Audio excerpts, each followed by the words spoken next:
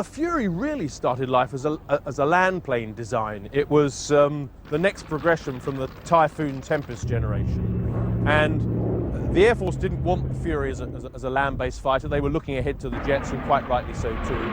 The Fleet Air Arm was still interested in having a propeller-driven aircraft, and so its design got adapted from what we'd learned from things like the Corsair. So you've got a widely spaced undercarriage with really good technology for putting an aircraft hard onto a deck, and trying to cram as much power out of a piston engine into a smaller fighter as you could manage, plus fuel. Naval fighters need long legs, and so this thing had plenty of range. This must have been the ultimate piston engine challenge to put on an aircraft carrier. We had all sorts of problems with some aircraft like the Seafire, and I've talked to guys who flew this onto the deck, and it was challenging, it was difficult. You can see the landing attitude here, the nose stuffed up right up in the air, and although the visibility out of the cockpit is beautiful when it's flying, with the tail down, you can just see yards of heavy metal, frankly. So it was a curved approach, and although the undercarriage was very forgiving, the speed regime was very close to the stall, and if they got low, they pushed power on, they ended up with a thing called torque stall, where the aircraft just rolled over and hit the island or went into the sea. So they had their work cut out putting this thing on the deck, they certainly did. As an aeroplane to fly, it's a complete joy. You're sitting in the middle of it, you feel as though you put the thing on like a glove, and although I've got very, very few hours on it at the moment, I feel very comfortable in the cockpit. I don't mean by that I feel that I know everything about the aeroplane. Far from it. I'm on a very steep learning curve, but it is a complete joy to fly. And that difficult visibility when you're approaching the deck transforms itself into something that actually makes the aircraft very easy to fly once you're up and running, because you've got a very good attitude definition with the cowling out in front of you. It's tremendously responsive in all planes, and it's got oodles of power.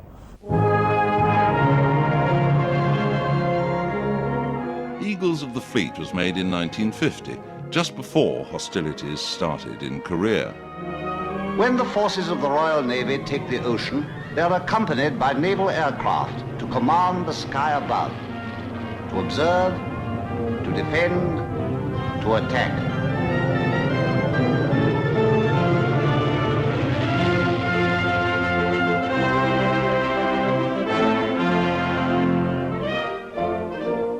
Here at home, let's enter the gates of a typical naval air station, where the flying sailors learn their trade. Tomorrow, they'll thrust the planes forward, fighting fit into the first line. Behind closed doors, pilots and observers keep track of secret electronic weapons. And there's dirty work at hand.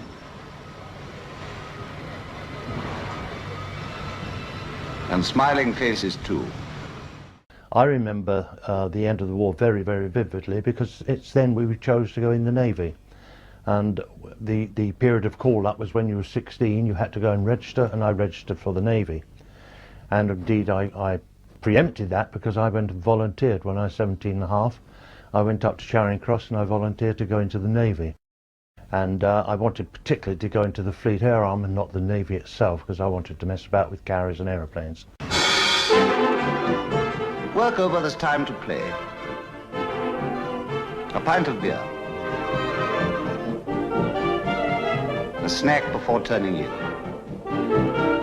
Freshen up in the barber's chair. If he's permission to grow, well then a trim or two around the chin. It's coming! On parade, there's a reward each month for the smartest turnout. And for the most ship-shape mess deck, the commanding officer offers his congratulations, hands the winner a shield of honor, and, triumph of the galley, 24 pounds of sugar, plums, and marzipan. Well, we did about 100 dummy deck landings ashore, where you got used to all the batsmen's signals and also to coming all the way around the corner in a turn and picking a wing up at the end and so on. All those short-based ones were very useful. You then went to the training carrier where you did normal free takeoffs, as they were called. You went off the catapult for the first time. You did rocket-assisted takeoffs for the first time. and all the things that you might have to do when you got to your first squadron.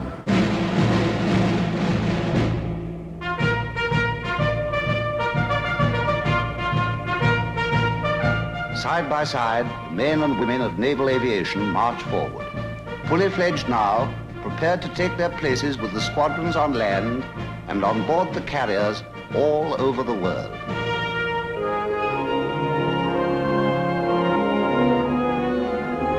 The Rock of Gibraltar. Beneath the shadow of the rock, the home fleet prepares for sea. If you go to an aircraft carrier when the carrier itself has got a new ship's company, when the squadrons are new, you wouldn't believe the shambles that there is on the flight deck. I mean, and then you couldn't believe that anybody could possibly operate this thing. We had very young, inexperienced pilots of deck landings. We had very young, inexperienced sailors or naval airmen working together in squadron life. Never been to sea before, none of us have been to sea before. We'd closely worked in training up until that period.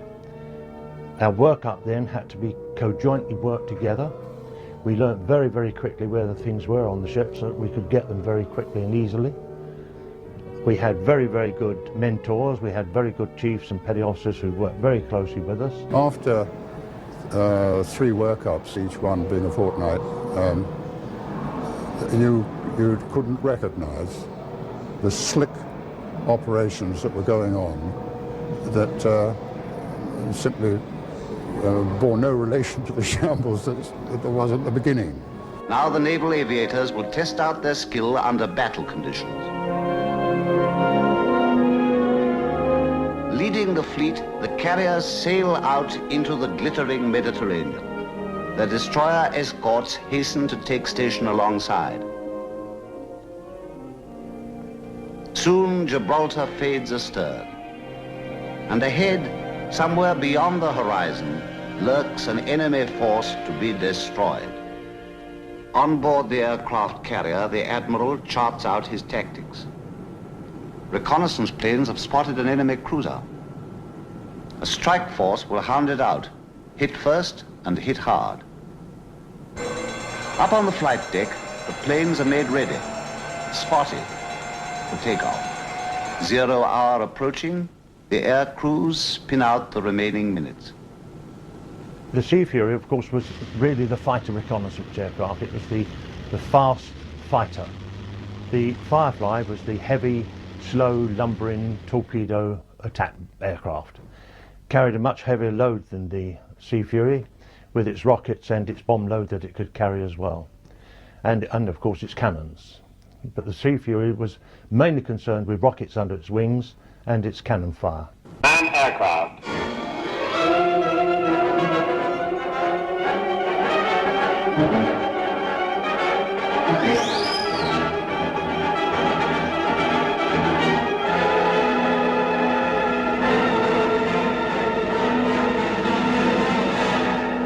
Stand by, start up.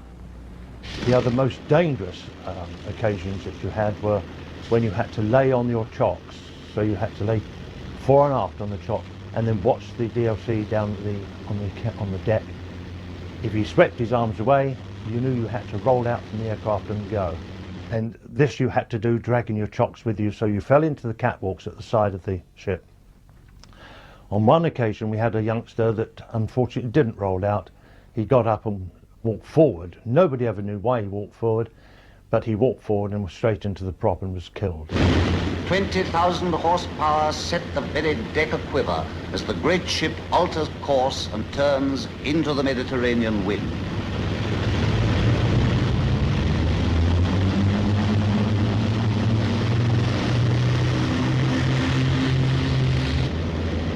It's a big team effort in an aircraft carrier. The flight deck's a dangerous place, and there are propellers going around and a lot of wind over the flight deck, and all these different little things that were going on are done by different departments, different teams, and by the time the ship was properly worked up, they were all working very, very well together, and you can't imagine, it makes it look easy. And now the catapult.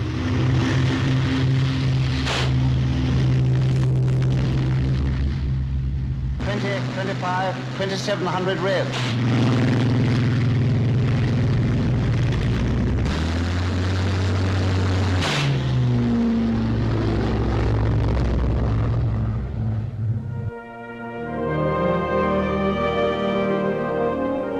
In battle formation, the strike force set out, seeking their quarry.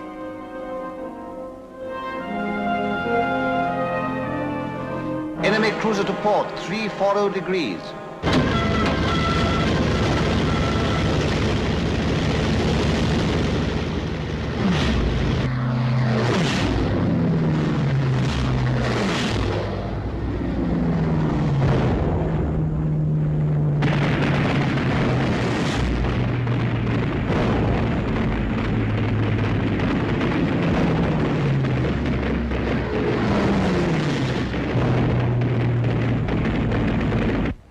"90 miles away, the carrier steams ahead.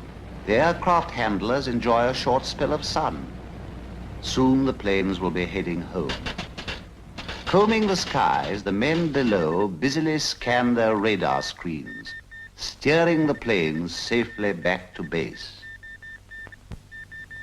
Here comes the first one now. Easing round the bend, she approaches her tiny floating runway. Deck landing is the trickiest and the toughest test of all.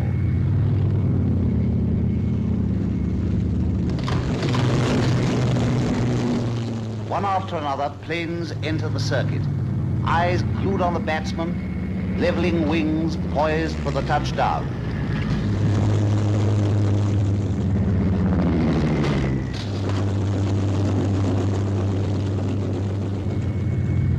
Watch that hook catch the arrestor wire. Unhooked, the planes taxi forward. Now the aircraft directors take over, passing the planes from one to another.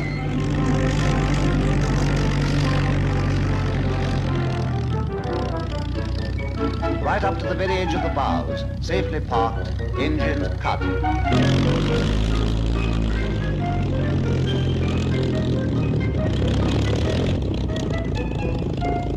Hold your wings.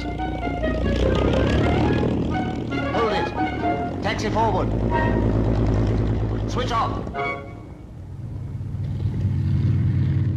The only difficulty with the Sea Fury was the undercarriage was quite hard. American airplanes have a very long stroke undercarriage, and if you touched main wheels first, in an American airplane, the undercarriage would absorb that and it wouldn't bounce. In a Sea Fury, it actually stalled before you got to the three-point attitude. So you had to develop a technique to get it into the three-point attitude before you hit the ground. You could only see out that way and that way, which is why when you were doing a deck landing, you had to come around in a constant turn in order to keep sight of the deck landing control officer, the batsman as he was known.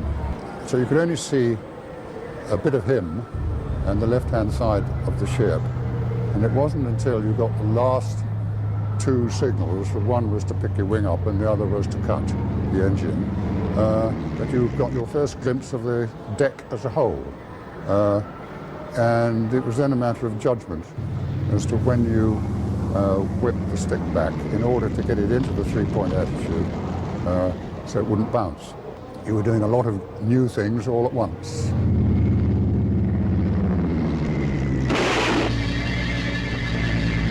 Fire's the danger. The firefighters dash in, their hoses at the ready. Incoming planes must fly round again, hooks down until the deck is clear. Preservation of life and limb, that's the motto on deck.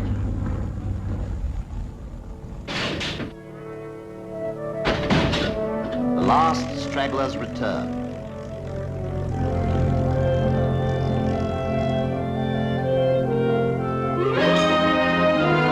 Yesterday, it was the wooden walls of Nelson. Now the naval aviators carry the enduring traditions of the waves up into the sky.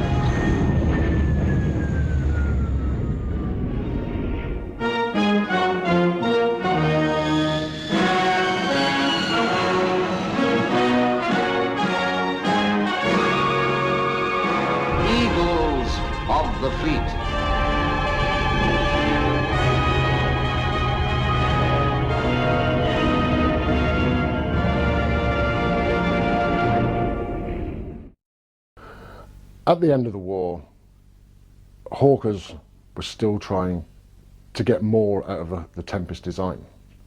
The plan would be, let's build another aeroplane that's smaller and lighter and even faster than the Tempest, but still able to carry the same sort of weapons load.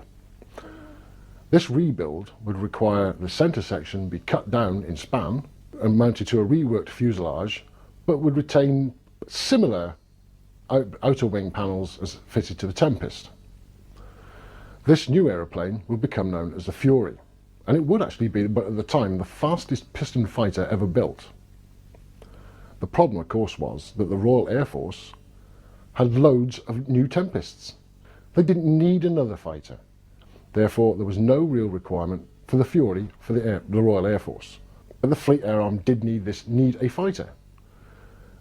There were versions of the Spitfire available called the Seafire.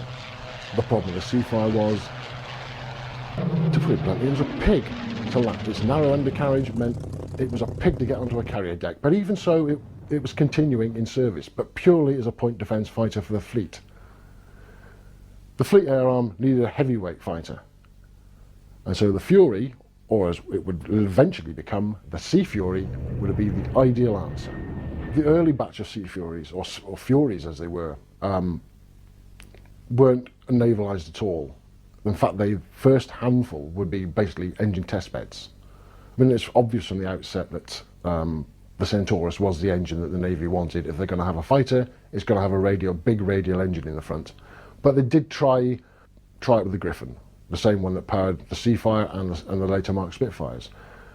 But the Griffon idea was purely a fallback position should the Centaurus production line either slow down, which would be the main problem, or there would be a major problem with the engine, which never ever occurred. Naval counterpart of the RAF Fury, the Sea Fury plays her part as a carrier-based fighter. A product of the famous Hawker Group, the Sea Fury has a maximum speed of 450 miles per hour and a range of 760 miles.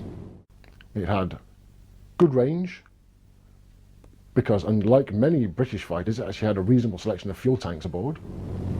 Little modified from the Fury, apart from the addition of carrier operating gear and power wing folding, the development of this type of aircraft has put the fleet fighter at par with shore-based fighter cover.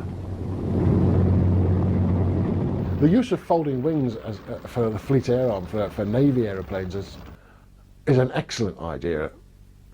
Park your aeroplane on the deck, fold its wings. That instantly means that the hangar access below, the lift can be made smaller, you can get more aeroplanes on your ship. The Sea Fury folding wing actually there were very few problems with it. It was one of these things that worked straight from the outset. In fact, the British have always been good at folding wings. The original ones for the Sea Fury 10, the first production version, were like the early prototypes. They were a manual fold. We would make sure the locks were in. We'd had to go out and manually put the locks in. There was no little quick switch for the pilot. He would be told that the wings were locked by the toggle in the wing going down, which he could visibly see either side if he looked out of his cockpit, and that would tell him that the wings were in fact locked down. If the toggle was still up, he was to wave and the aircraft would be taken aside to see what had gone wrong.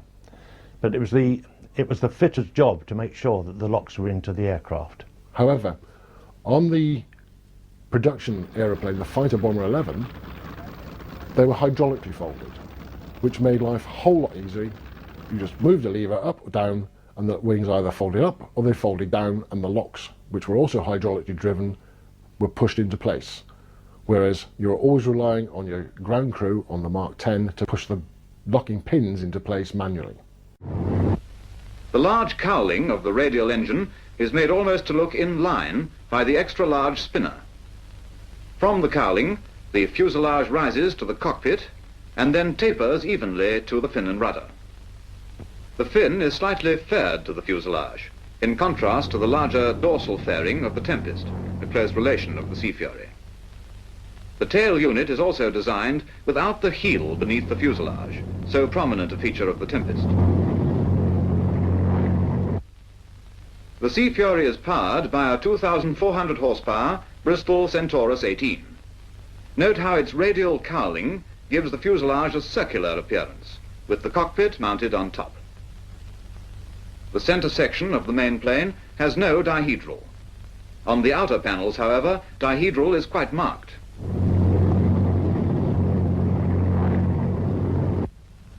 In plan, similar to the Tempest series, the wing shape is almost elliptical, with square-cut tips.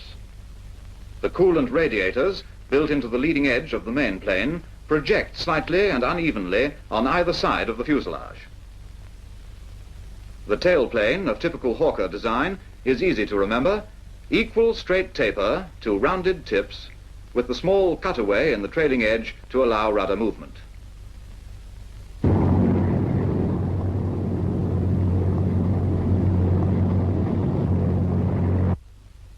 Note the hump of the blister-type cockpit, set slightly forward of the main plane trailing edge.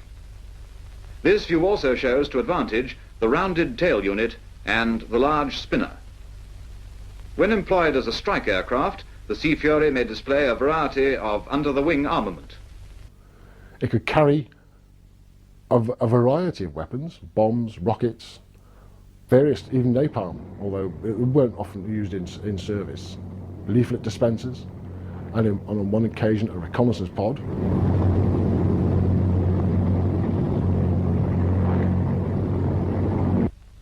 The projection beneath the tail unit houses the retraction gear of the arrestor hook. The hook itself can just be seen beneath the rudder. The Fury had to go through a process called navalisation. The Navy always requires certain things in its aeroplanes. They have to be structurally very strong. You're coming down at so many feet per minute and you're going to smack into a metal deck, and then you're going to stop all of a sudden, all in one go. So that requires an airframe of exceptional strength. But also, you also have to have strong undercarriage, because the same thing's happening. You're trying to stop your aeroplane. It's instantaneous near damage. Landing on a carrier deck, you need assistance, because the landing speed is so high and you've got so little distance to stop in. You need an aid, and that aid was the arrestor hook, which also required a structurally strengthened airframe. The three-quarter rear view shows well the high tailplane and the clean lines of the Sea Fury as a whole.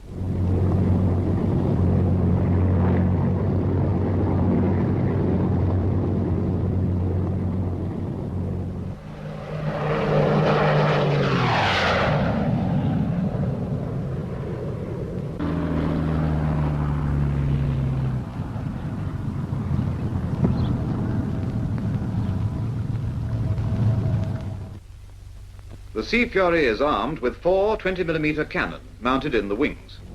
The first production version of the Sea Fury, the Mark 10, was purely intended as an interim aircraft. To that end, it was just fitted with its bog standard range of cannon. That's all it carried. However, when the fighter bomber version came into existence, it retained the cannon, but added to that was the ability to carry general purpose bombs up to a weight of 1,000 pounds per pylon, or it could carry underwing rockets, which, if I remember correctly, were 4 per side. Although they were unguided and didn't always hit their target. The mere launching of these weapons normally was enough to frighten the opposition away from the area they were defending. The radiators can be seen quite clearly in this view, and note the 5-bladed Rotal air screw. The Centaurus engine, designed by Bristol, had already made a success of itself, being bolted to the front of the Tempest. Therefore, that was the chosen engine for the Sea Fury. It was powerful, gave the Sea Fury an excellent performance at all altitudes.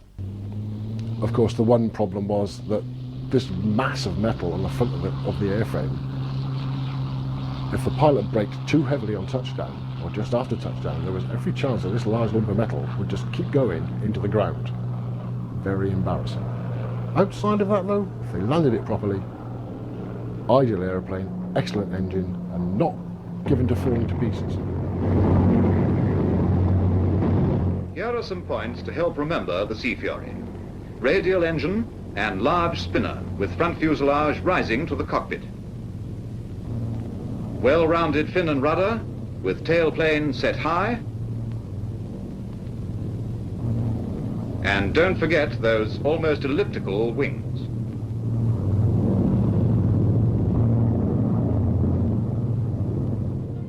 It's surprising that the Admiralty didn't decide to buy a trainer version. The first examples of the trainer version were actually created for, of all people, the Iraqi Air Force. They had two separate cockpits with two separate canopies on them. The problem was they were so well sealed that the fact that the rear canopy kept collapsing. It was cavitation caused by a vacuum, of all things. The pressures weren't equalised, which is why on the production versions, especially for the Fleet Air Arm and other foreign buyers, it actually had this big glass house canopy fitted. The fourth Iraqi trainer was commandeered by the Admiralty, refitted to Admiralty standards, which was basically the same as it was then, with just a few extra sort of British bits added, you know, sort of navigation and instrumentation. And these were then issued to the training squadrons and also issued to all the land-based squadrons, many of which were actually reserve units. It had a contraption above the canopy where the instructor in the back seat could actually see what the young lad in the front seat was up to and chastise him mightily if he was about to do something exceptionally stupid. It could be used for weapons training. The only thing it couldn't be used for was carrier landing. Although the airframe was the same, it had no hook. And it also retained manual folding of the wings. There was no real requirement for the wings to be folded while it was on the ground. Korea had been a Japanese territory, but in 1945 it was divided into two zones, with a Soviet-backed government north of the 38th parallel and an American one to the south. In 1950, the North Koreans invaded the south, but were pushed back by United Nations forces. By 1951, the Korean War was at a stalemate. Immediately after World War II, the Royal Navy commenced a program of re-equipping naval aviation with jet aircraft. New types meant new techniques for both pilots and flight deck crews, but no great problem was met in operating them.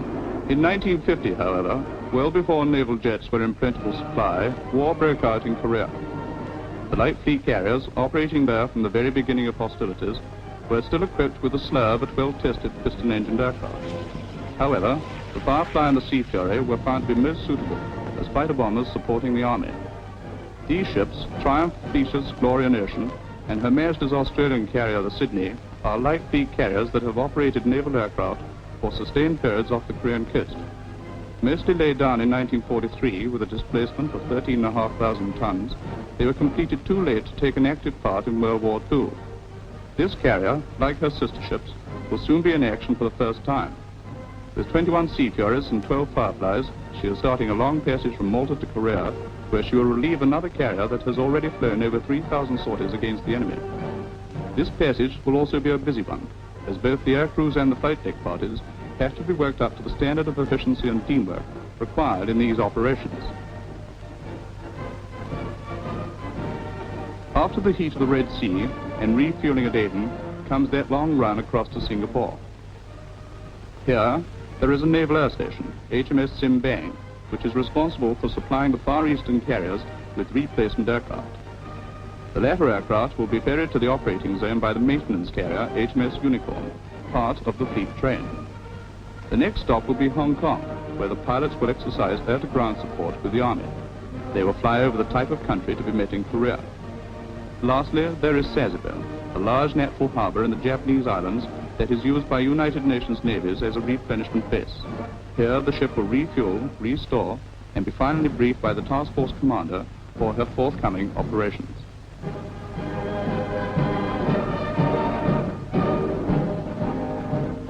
Now let us take a typical day on this passage out. Flag fox is hoisted, and the ship turns into wind to fly off the first aircraft in the day's program. They are briefed to carry out deck landing practice. I joined Glory in the Mediterranean when she was working up to go back to Korea. This was in 1952.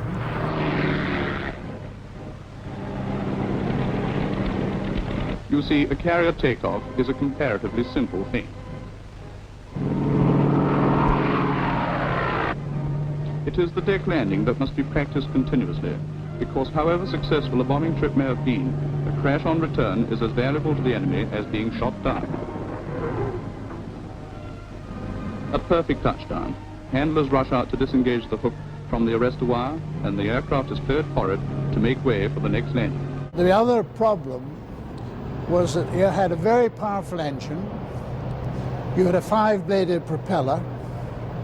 If you got slow on the approach and thought, my God, I'm too slow, and opened the throttle too quickly, then the propeller would hold on to the air and turn the airplane right upside down and straight in. And that was a factor with the Sea Fury that made it people a little bit wary of it. If you opened the throttle in conjunction with countering the thrust, then that was all right. But if you forgot to, then that airplane would turn you over.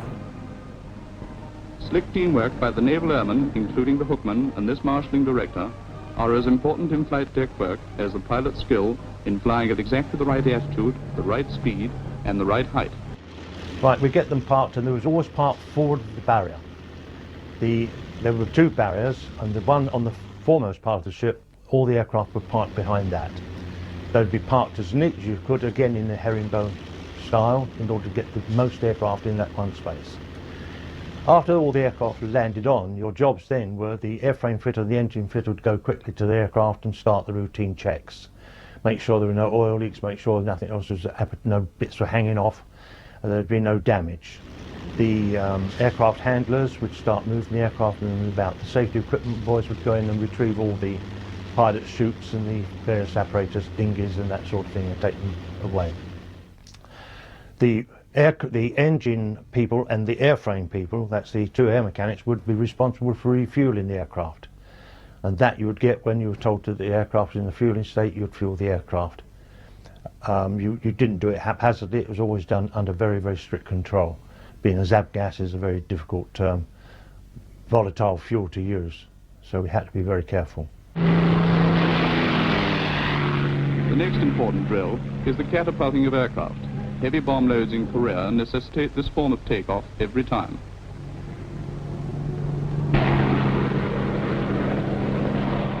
Then we had the occasion when the catapult refused to work one day, and we had to fit the Raytog to the Furies. We couldn't fit them to the Fireflies, but we fitted them to the Furies. And the pilots had not had any chance to learn to take off with these, and being booster rockets, they were there to boost the aircraft off, and when the pilot done his little switch in the cockpit, all the rockets should have fired and shot him off the deck. Fleet Air Arm has always been interested in getting its aeroplanes off its carrier decks the quickest way possible. Now obviously their carriers are fitted with steam catapults, but just occasionally when they're not working, another method had to be used, and this was rocket-assisted takeoff gear. These were fitted underneath the aeroplane, tubular, in clusters of 2 or 3 depending on the aircraft size and weight. This would deliver a short burst of high-powered thrust which would lift the aeroplane into the sky. Credit where credit is due, most of the time it worked. Unfortunately, we had an occasion with young Pilot 3 Lines with his rockets on the starboard side fired. The rockets on the port side didn't fire, and so it tended to turn him over.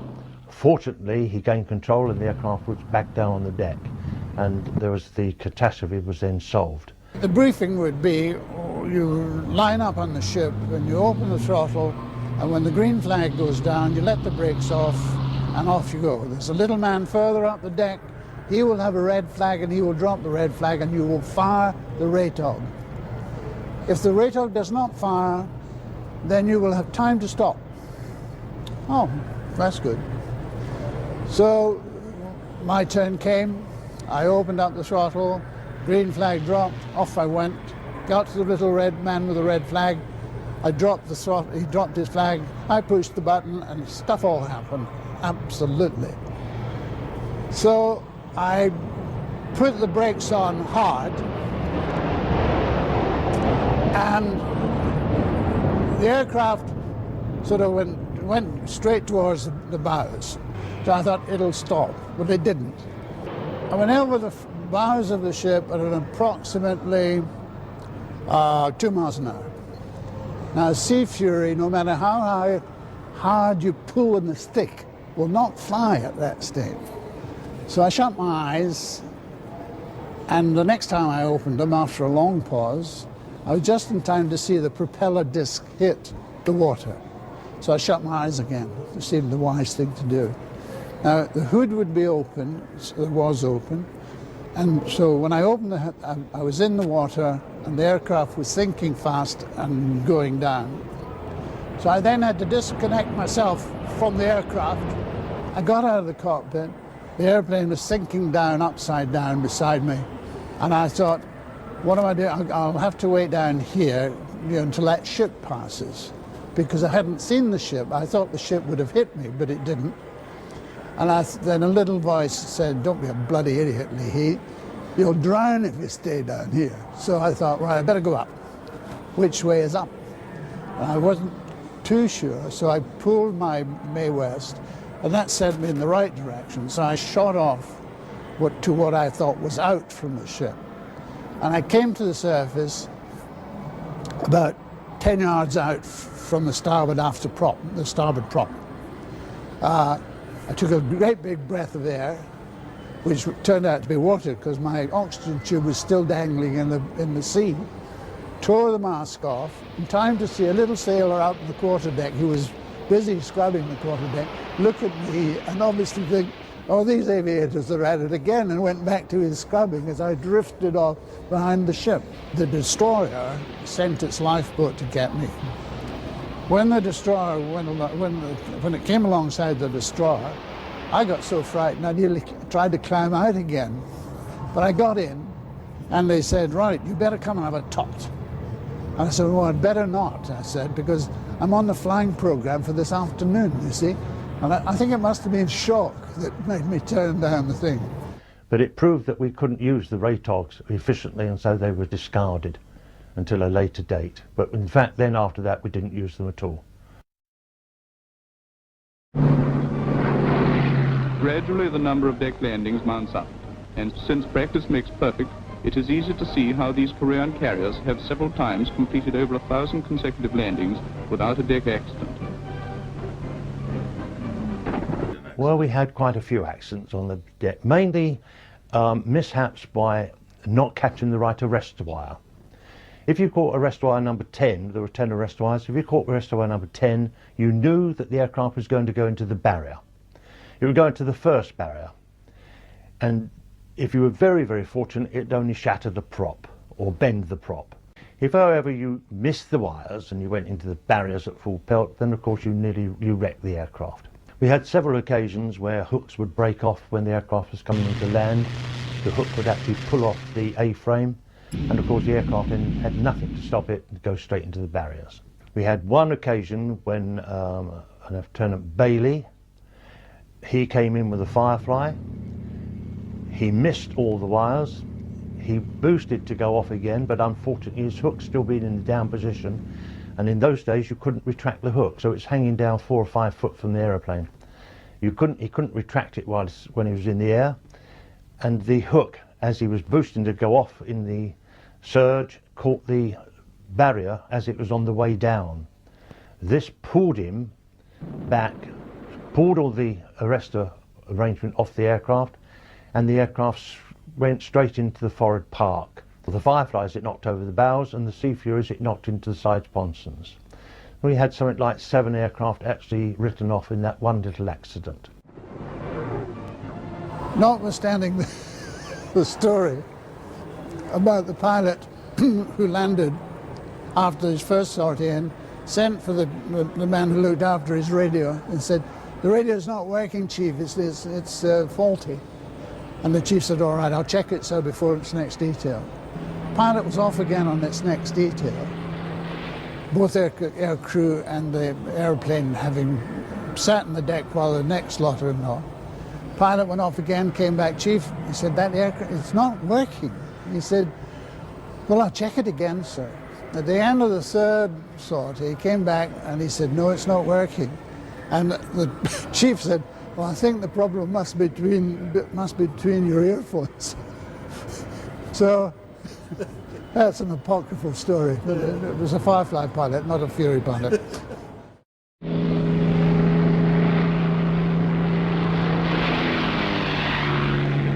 And so it goes on. Well, as far as delivering weapons were concerned, you were very well prepared because you'd done a lot of that back in the UK. Obviously, for training purposes, using full-blown 1,000-pounder general-purpose bombs, it's expensive. It also leaves big holes in the ground. What was known as the smoke and flash bomb was invented. This small bomb, weighing no more than around about the 28-pound mark, was used by trainee pilots to understand how their aircraft delivered weaponry.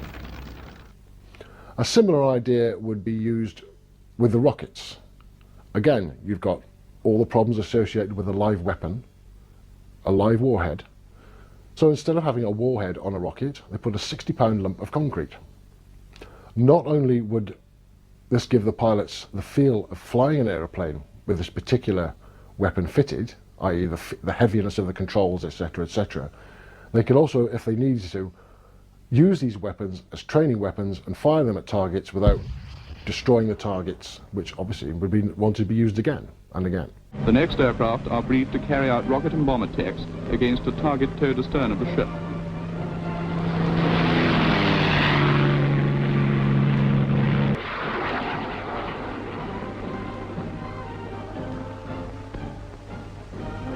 An attendant destroyer has a seaboat's crew standing by for any missed landings.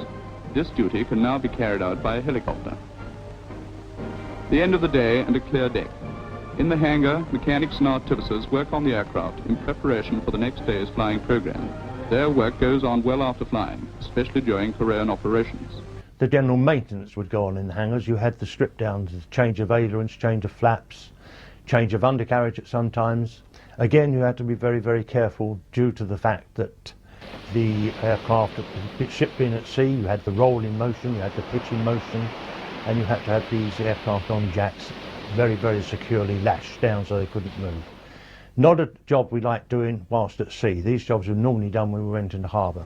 Up top, pilots and the flight deck party have enough energy left for a game of deck hockey. Everybody must keep fit. Down below in the galley, the cooks are ready to feed the ship's company. During operational periods, pilots and air crewmen were required to eat at odd times of the day as the flying program permits.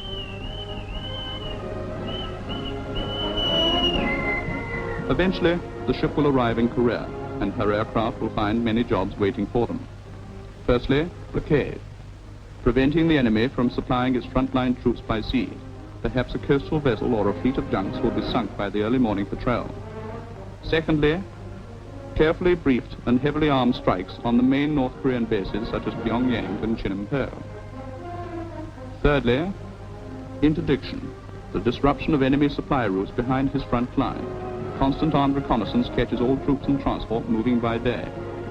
Fourthly, close air support. Working with forward observation posts and spotter planes, targets can be attacked a few hundred yards ahead of the army. Fifthly, combat air patrols and anti-submarine patrols around the fleet. When you were trained and you got your wings, you would be sent to Operational Flying School 1, and then Operational Flying School 2, where you learn how to use your weapons. And then it was said Korea was Operational Flying School 3. Let us switch now to the carrier already in Korea. For the last few days flying, she is taking on oil, fuel and aviation spirit from a fleet oiler, while her screening destroyers also need refueling. High-intensity flying during the past 6 months has not only meant frequent oiling operations like this, but also periodical visits to Sasebo to replace the 600 tons of bombs and rockets and over 500,000 rounds of cannon ammunition expended by the aircraft. The provision of weapons was slick. The bombs arrived, the sort of cannon fodder arrived, everything on it and that. The destroyers in the task group have had long periods of escort duty in sometimes very unkind weather conditions. Never mind the fact that it was appalling weather sometimes. It was very cold all the time we were there.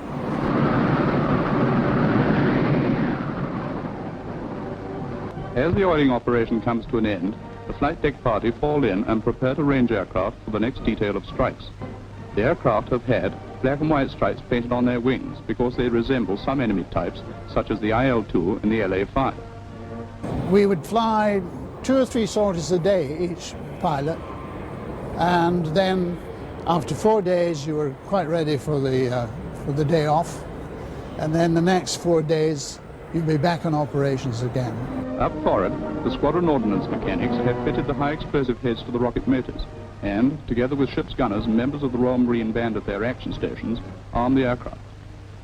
Not even the cold airstreams sweeping down from Siberia were allowed to interfere with these preparations. The weather was our worst enemy. None of us realised how cold it could be, and we were inadequately clothed for this sort of weather. We had to wear 2 or 3 uniforms under oilskins and things in order to try and keep warm.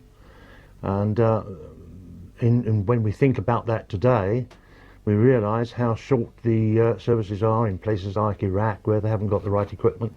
We didn't have the right equipment then. You had severe minus temperatures, you had blizzards, you had snow, but the operation still had to continue. On a slippy, slidey carrier deck, your aircraft that you're working on or you're trying to launch is covered in snow, so you've got to get the snow off, you've got to get the ice off. You have to make sure that everything works. You have to find a way of covering the engines, possibly to keep them warm. Many of us took our oilskins out of our kit bags. Where we'd been in the tropics, the oilskins, all the tar had melted together, and so we couldn't even wear them. It was hard on the carriers, it was hard everywhere in a Korean winter trying to keep operational flying going, but they did it somehow. So mainly through hard graft, I should think. Off Korea, there was a friendly island called Chodo, another one called Pangyeon-do. Now, in January 1953, the weather got so cold that the sea froze, and it froze all the way out to the island of Chodo, to the extent that the North Koreans started to drive their trucks on the ice because it was so thick, and it was therefore an indication that they were getting to a position where they could invade these islands which we were using. So we were switched from bombing railway lines and bridges and things like that to bombing the ice to break it up, so that they couldn't do that. And we did that for about 2 or 3 days, and then the weather changed slightly. As hands are called to flying stations, the next detail of pilots, observers and their crewmen are briefed on their various objectives. Positions of the targets and our own troops, the weapons to be used and the flak to be expected, the photographs required and the escape routes available for crew shot down are only a few points carefully gone into. During the last few minutes, an observer checks his navigation in the ready room, and his pilot helps by taking the camera to the aircraft. Before leaving, others check their escape gear such as food, revolvers and ammunition in case they are forced down behind enemy lines. Then comes man aircraft. You climbed onto the flight deck, and you couldn't see across the flight deck for fog. I thought, oh, we're not going to fly in this, for goodness sake. You'd get to the Met briefing, and the Met man would say, right, the weather is this, this, and this. And this is midwinter, don't forget, in Korea, where the sea would freeze over. And I said, and it should be quite clear, what about the fog? What fog? There's no fog on my chart. So there was, on this particular occasion, my number 3 was the first one on the catapult. And he was up there with fog streaming past him. And they were still setting everything up.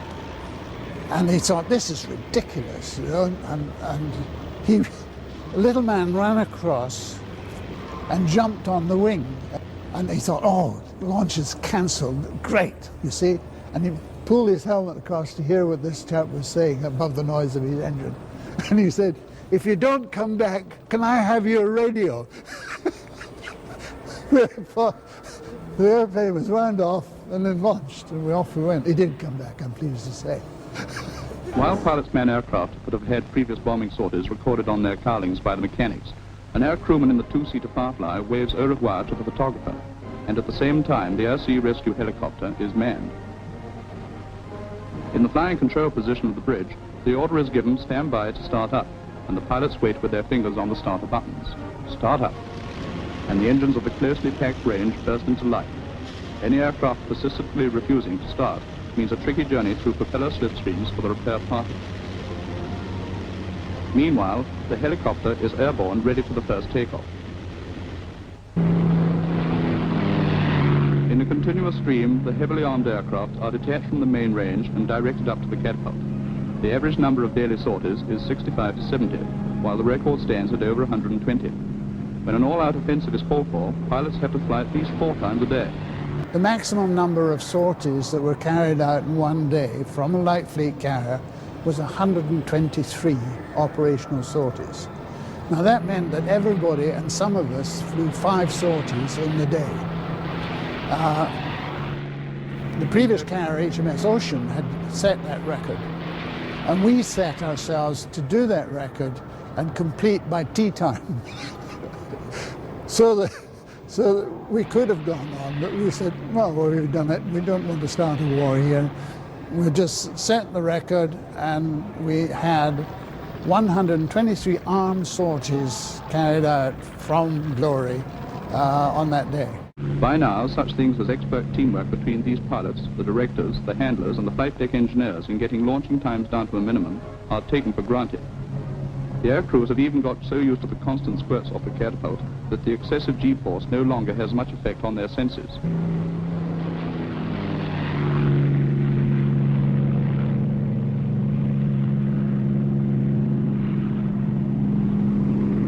The stokers have hooked the aircraft on. The stoker department looked after all the catapults, and they looked after the arrestor wires. The pilot opens the throttle to full power. The engine room artificer waits for the flight deck officer's signal. Down green flag, and away we go.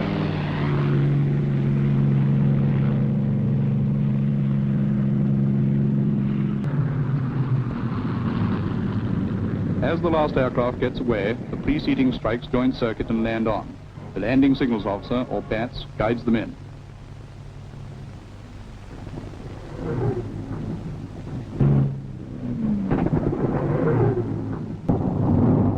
The returning aircraft are parked close up forward to make a clear deck for those landing, and will immediately be refueled and rearmed for the next sortie. Meanwhile, the rain's just flown off, takes departure towards the objectives.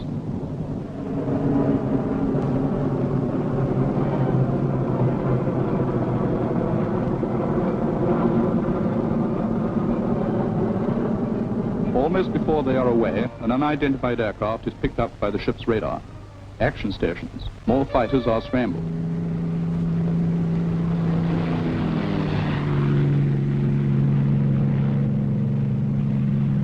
Whatever it was disappears off the screen. But if it had been an enemy, the ship's guns were ready manned, and the light fleet carrier's anti-aircraft armament packs quite a punch, as you can see.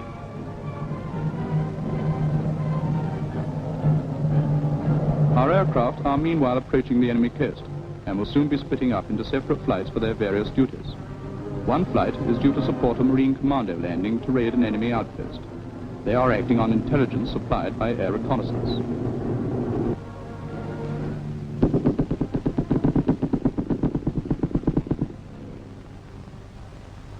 As the Marines go ashore, a Canadian destroyer waits to give a covering barrage. The call for help will come as the hidden enemy halts the advance of the Marines.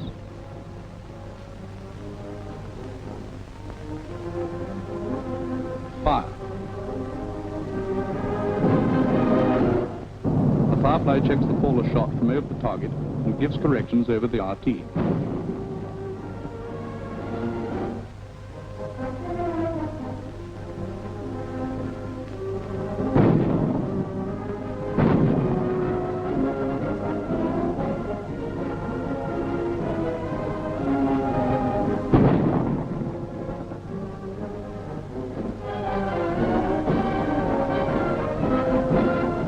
On target.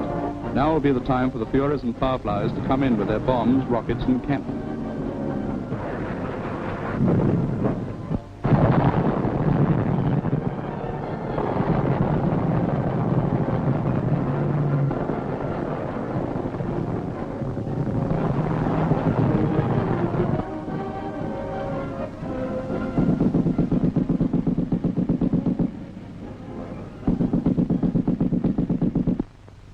Under this cover of ship and aircraft bombardment, they advance, and the objective is gained. A patrol would last 10 days, 4 days operations, 1 day's refueling and rearming, and 4 days operations. And then we would go back to Japan for 10 days, and the Americans would send the Bonhomme Richard with Corsairs to do its bit, and we would swap over between. Well, when we was up at Kai Tak, all the aircraft ashore, the Sea Furies and the Fireflies. And the Sea Fury on this particular time was being taken off by Lieutenant Delaney, and unfortunately the starboard wing hadn't been fully locked.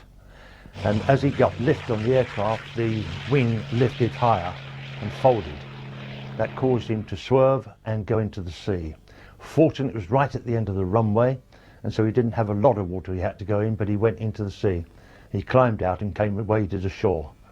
That was a very, very bad start to the flying at Kai Tak. The operations were quite intense as far as we were concerned. The tension was very high, of course. We were limited to a particular area where we would attack. We attacked bridges, railways, roads, tunnels, railway tunnels, and troops which were reported to be in villages. The Sea Furies also had to fly combat air patrol over the ship in case there were any intruders.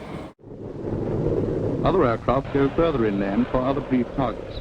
They hit an oil plant and other vital objectives, while some are off to attack a coastal vessel that has been reported earlier in the day off Chinnam Po.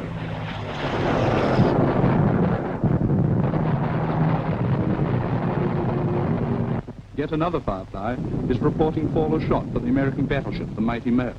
The battleship could reach targets 14 miles inland.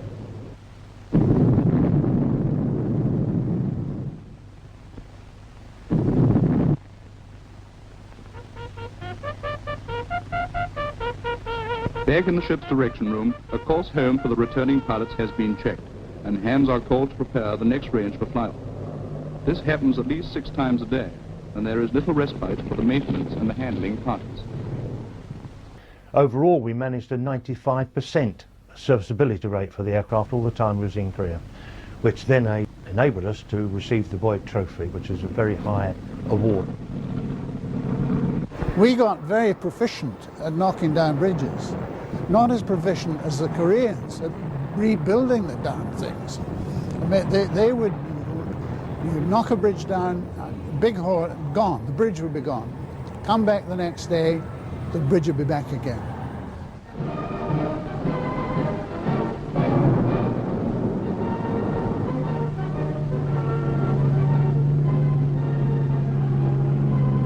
With yet another detail of 16 to 20 aircraft airborne, the ship goes to landing on stations, but some of the aircraft have been hit.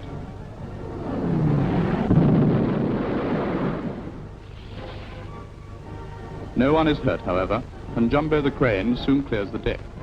Meanwhile, there is a quick debriefing by the squadron commanders to find any last-minute targets of importance for the departing strike.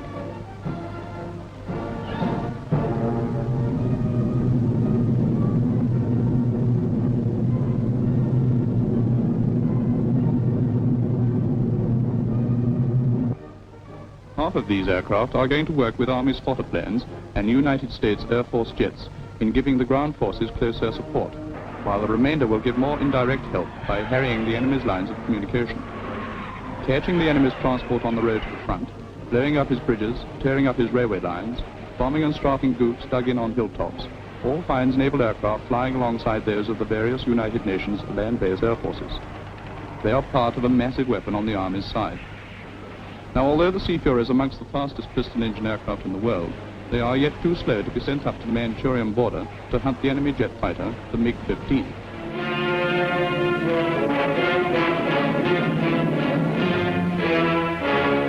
Their speed did not stop them, however, from shooting down one of these 600-knot aircraft and crippling 2 more when 8 of them were met over Chinnam Po. If you stayed within your designated area, we didn't have, in my time, any trouble with MiGs.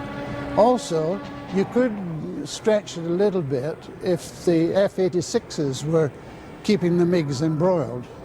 But as we found out, if you stretched it a little bit and they weren't being embroiled by the F-86s, a couple of MiGs would be after you like a flash. You were very conscious that they were about.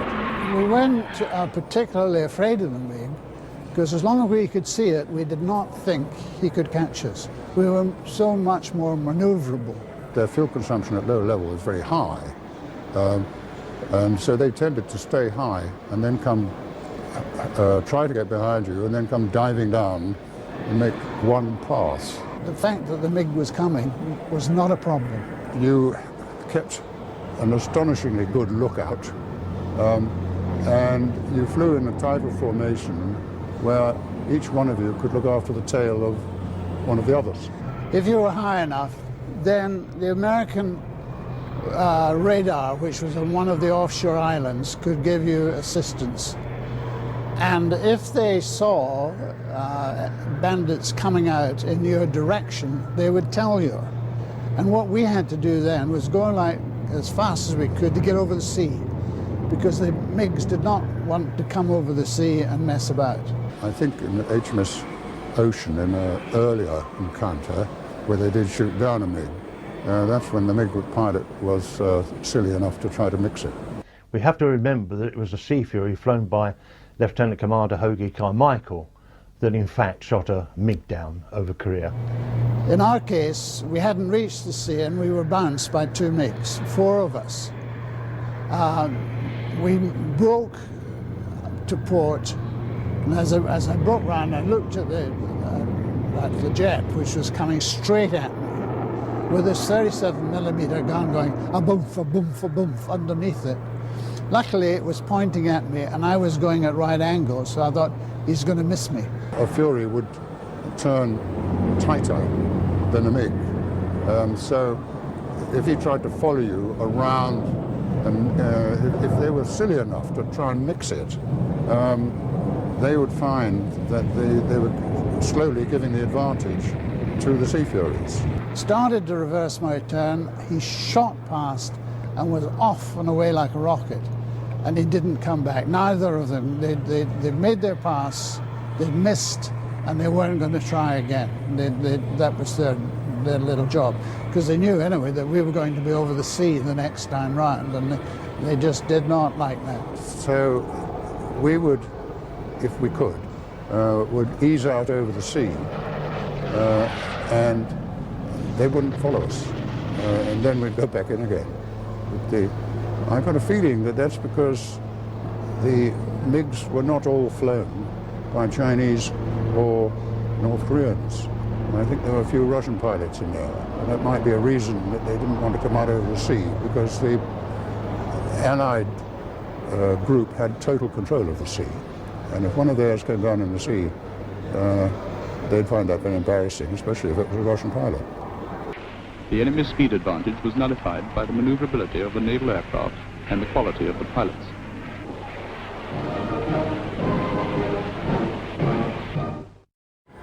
We lost one lost on a carrier accident, and one because he had a problem and ditched us alongside the ship and didn't get out of the aircraft. Nor did the aircraft always get away scot-free.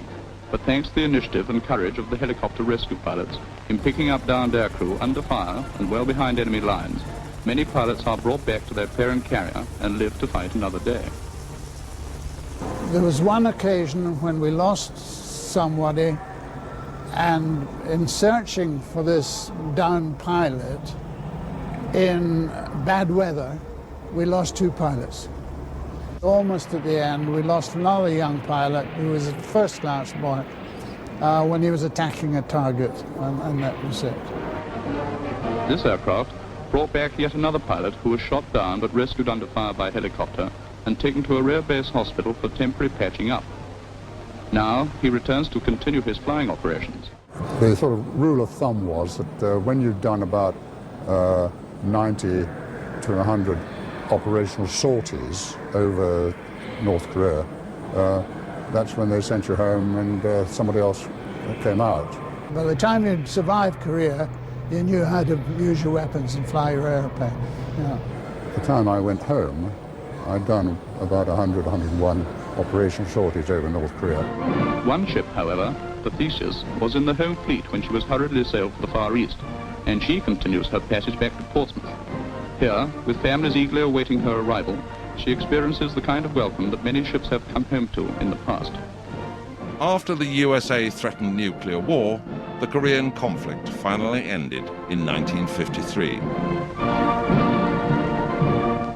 Her air squadrons have been awarded the Boyd Trophy during the ship's absence. The proudest moment as well, like all of us, I think, was getting the Boyd Trophy. This is an award made every year for the finest feat of naval aviation. An opportunity is now being taken by Admiral of the Fleet Lord Fraser, who officially welcomed the ship back, to present the trophy to the 17th Carrier Air Group. Because that showed that somebody appreciated what we had done. And the mere fact that when we came home we had numerous admirals and First Sea Lord, Second Sea Lord, Third Sea Lord, Fifth Sea Lord, all down to come and see us, all visited us when we came into Portsmouth. And then the proud day, of course, then was coming from Spithead, where nobody had ever wanted to line the ship going into harbours. It was always a chore. But that particular morning when we got off Spithead, we all wanted to be on the deck. There was enough room on the deck for all of us, but we all wanted to be on the deck to come in. That was a very proud moment. After the Korean War, the Sea Fury really would begin to fade away from the front lines of the Fleet Air Arm. Jet aeroplanes were on the horizon, and they were going to be the big thing, the next big thing. There was no need anymore for a high-speed fighter aircraft. No more were being built. In fact, most of those that had been built were slowly but surely going to other air forces, such as Canadians, who picked up a few. The Australians would pick up a few extras, to both of which nations were already operating the Sea Fury. The Pakistan Air Force would have some. Others would go to Morocco, Egypt, and to Iraq. After the Sea Fury had left the Fleet Air Arm, or even as it was leaving the Fleet Air Arm, other people were interested in it. I mean, let's face it, it was a good airplane, did what it was supposed to do. The German government, through one of its agencies, became very interested in the Sea Fury, not as an attack aircraft, but as a target tower. They bought mainly the two-seat trailers, but they did have one single-seater, and they painted them all bright red. Good colour. Makes it a lot easier for the gunners to shoot at them, apparently, according to one of their pilots. But they did their job. They had towed targets. The targets got shot at by Navy, Air Force, Army gunners. And they kept going until they were eventually, in fact, provided a good reservoir of machines for the Americans. The Americans love the Sea Fury. They love it because it is really strong, or the centre section is really strong, and they love it because they can fly it at Reno. Now the Reno Sea Furies, some are so modified that you would have problems recognising it as a Sea Fury. The only thing that gives it away is the wing centre section.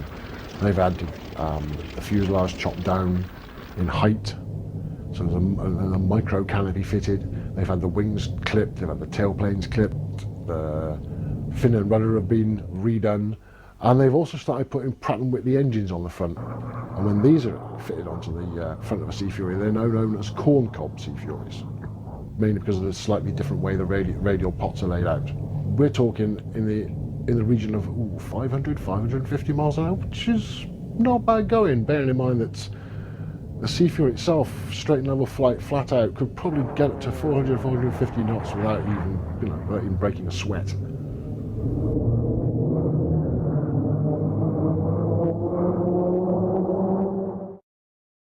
The Sea Fury, bearing in mind the circumstances that faced the Fleet Air Arm, was the right aeroplane in the right place at the right time.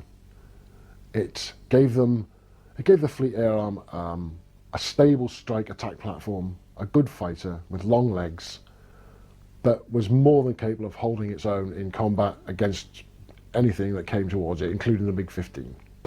It had even more power than the Seafire. It had a more roomy cockpit.